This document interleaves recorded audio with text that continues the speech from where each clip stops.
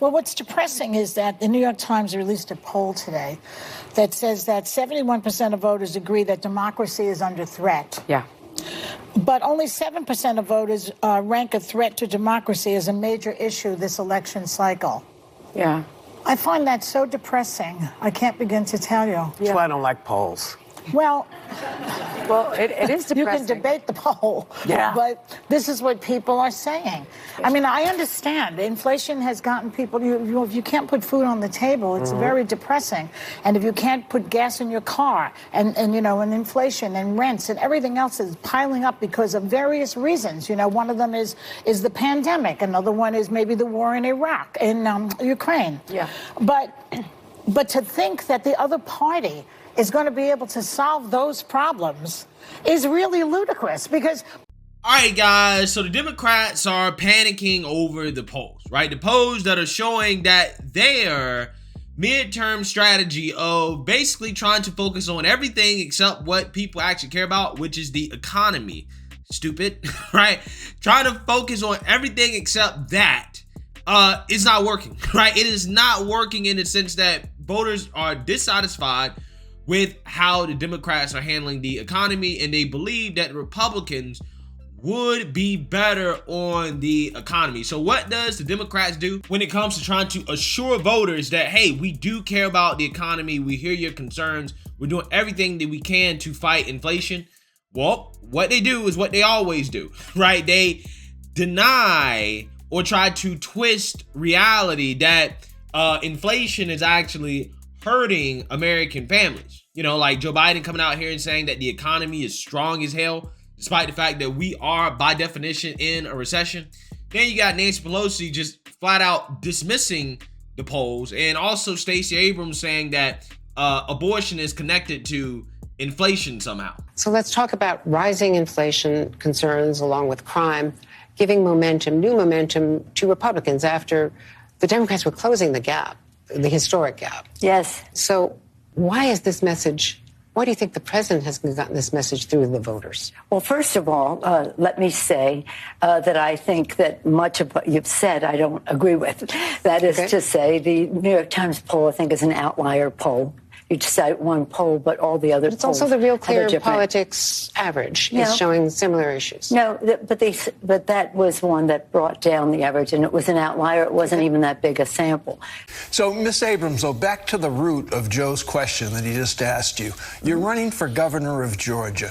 I would assume, maybe incorrectly, but while abortion is an issue, it nowhere reaches the level of interest of voters in terms of the cost of gas, food, bread, milk, things like that. What could you do as governor to alleviate the concerns of Georgia voters about those livability, daily, hourly issues that they're confronted with? But let's be clear. Having children is why you're worried about your price for gas. It's why you're concerned about how much food costs. For women, this is not a reductive issue. You can't divorce being forced to carry an unwanted pregnancy from the economic realities of having a child. And so it's important for us to have both and conversations. We don't have the luxury of reducing it or separating them out, but we also have to talk about what a governor can do. A governor can address housing prices. A governor can address the cost of education. A governor can put money into the pockets of everyday hardworking Georgians instead of giving tax cuts to the wealthy. That's what I talk about on the trail, and that's what's resonating. But let's not pretend that women, half the population, especially those of childbearing age, they understand that having a child is absolutely an economic issue. Yeah. Nancy Pelosi just flat out dismisses the polls, right? Saying that, hey, I'm not sure voters actually really care about this, right? Again, because Democrats, they love to deny reality. But the mental gymnastics there from Stacey Abrams is really on a whole nother level, okay? Again, what she's saying is that abortion is an economic issue, or having a child is an economic issue.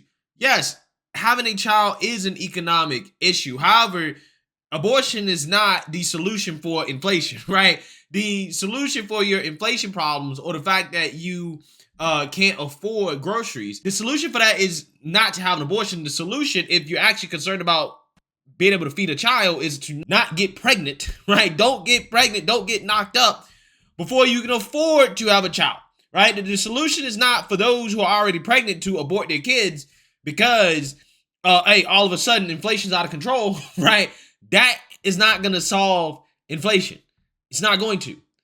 So again, Democrats desperately, they want abortion, racism, the so-called threat to democracy from Republicans, that is, to be the top issues for voters so that they don't have to actually focus on the real issues, which is the economy. Unfortunately, that's not working out, and they're panicking over it, right? They're panicking, they're denying reality, they're basically trying to twist reality, they're lying because they don't want to face reality. So with that being said, I actually want to play a little bit of this clip from the Young Turks, and there's a reason why I'm playing this, because, again, progressives have to deal with this reality as well, too, that a lot of their progressive policies that have been pushed by the Biden administration are the reason why we're in this situation in the first place. But I actually want to play their reaction to a poll showing that voters, in fact, don't care about the things that Democrats want voters to care about. So let's go ahead and get into this. A new Harvard-Harris poll that shows that Democrats running for re-election are in a bit of trouble.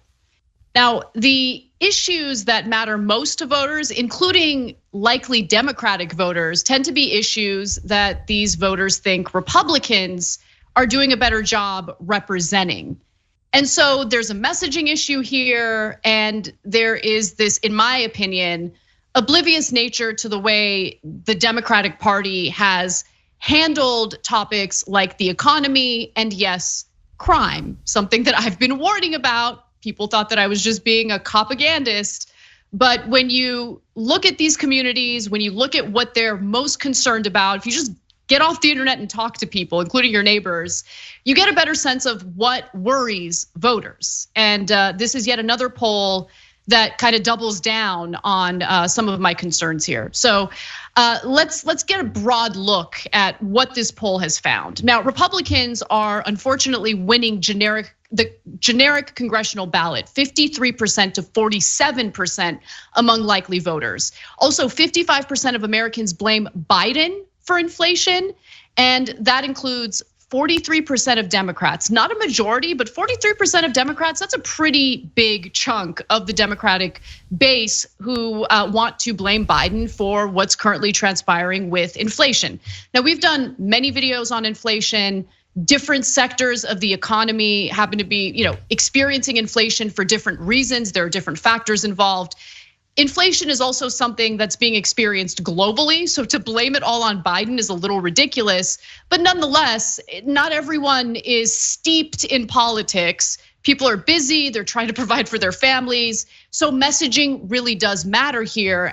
All right, so first of all, I want to address this thing about inflation, right? And this this thing that people on the left do, progressives do, specifically, they do to dismiss inflation because they know that the reason why we have inflation is because of the monetary policy, the fiscal policy that they claim is going to be so good for everybody, right? Which is spending unlimited amounts of money. They say, well, it's a global problem, right? It's a global problem. So therefore you can't blame Biden, right? Biden's not at fault, right?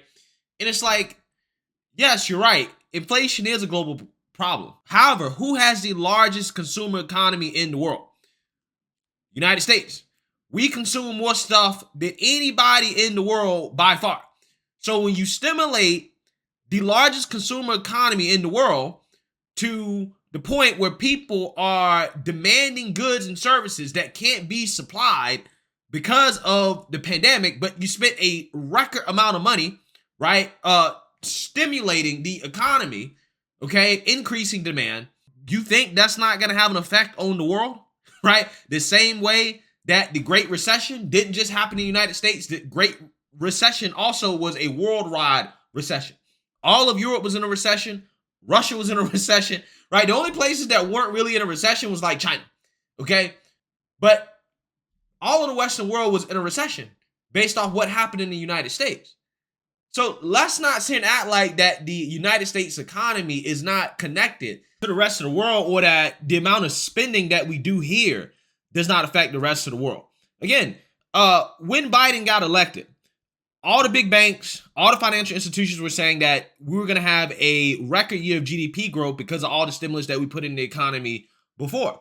Biden and Democrats decided to do a stimulus package because they wanted votes, right? They had to have their stimulus package, even though all the economic indicators suggested that we did not actually need more stimulus. But they decided to pass a $1.92 trillion stimulus package anyways, because they just had to have their version of stimulus checks, despite the fact that we didn't need it. And now we're paying for it. And it does appear that the Democratic Party, along with Democratic candidates, has dropped the ball on this.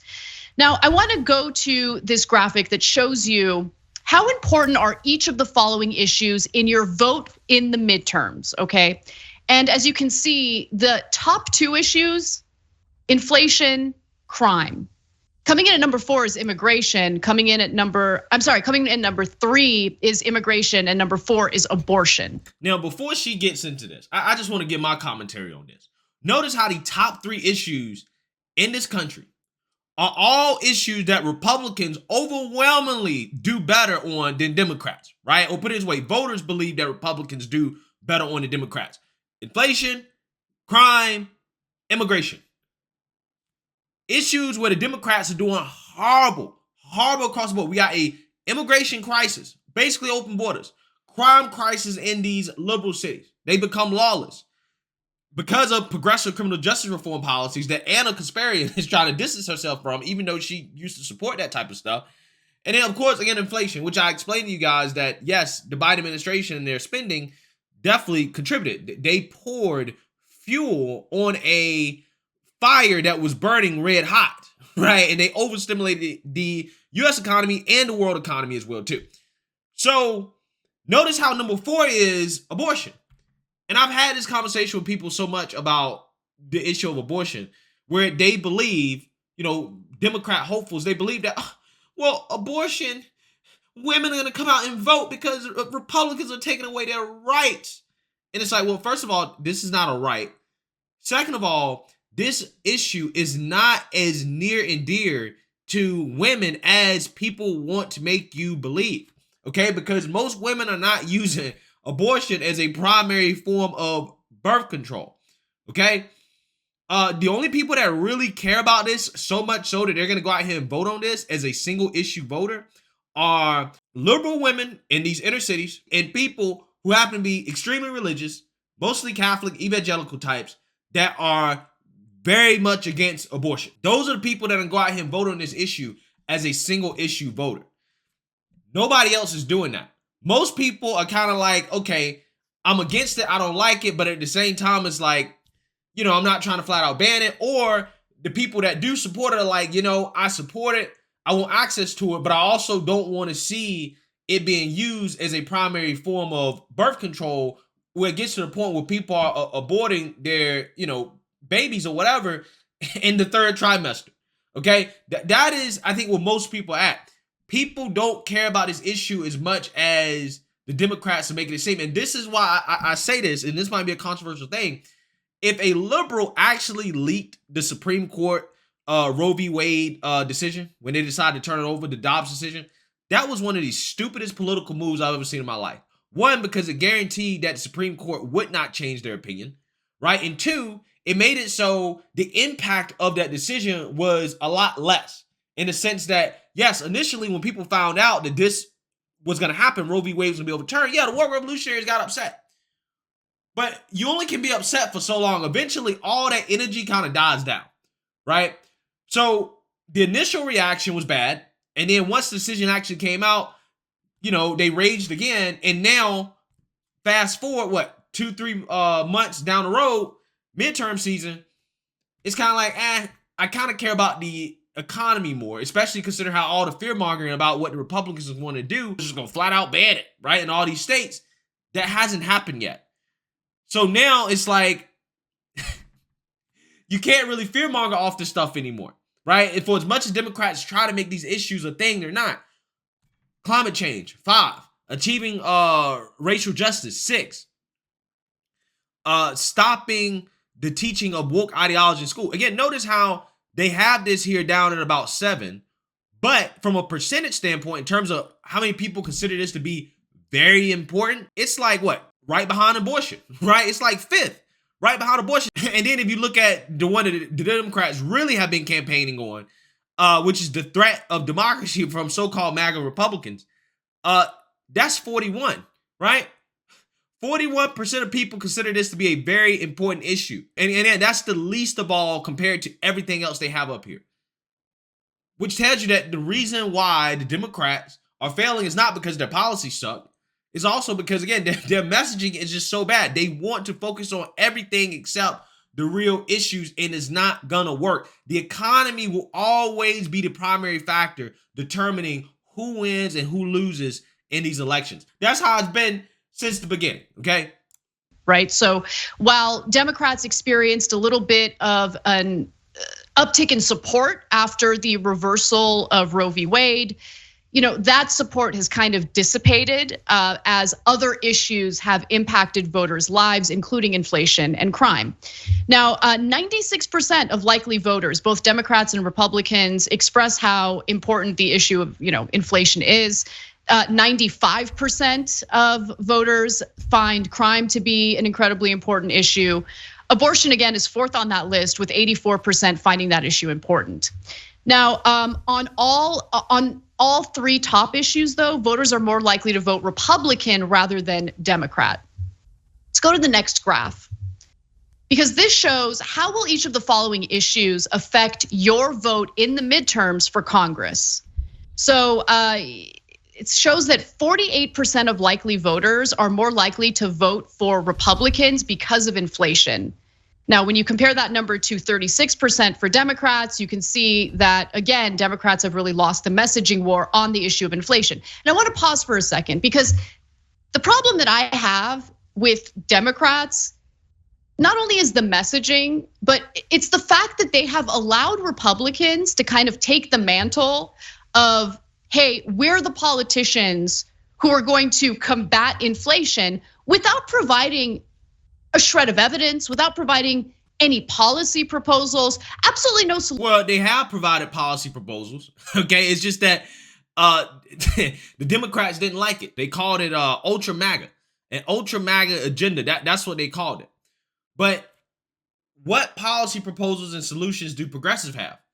They have nothing, right? Because again, the Republican solution, in my opinion, if I was, the leader of the Senate, leader of the House, president, whatever, I believe first and foremost, this is a time where we got to stop spending, right? If you guys haven't realized by now, we can't continue to spend excessively the way that we do. We have to stop spending. We have to be serious about cutting the federal budget, okay? That's what I would be focused on first and foremost. And then secondary, I'll be focused on, okay, what sectors of the economy, particularly having to do with consumer goods, staples, food, things like that, things that people need. Why are these sectors experiencing inflation? Where are the bottlenecks, and how can we shift resources to help alleviate these bottlenecks as efficiently as possible? That is what I would do about inflation. Those are two things I would focus on. What do the progressives want to do?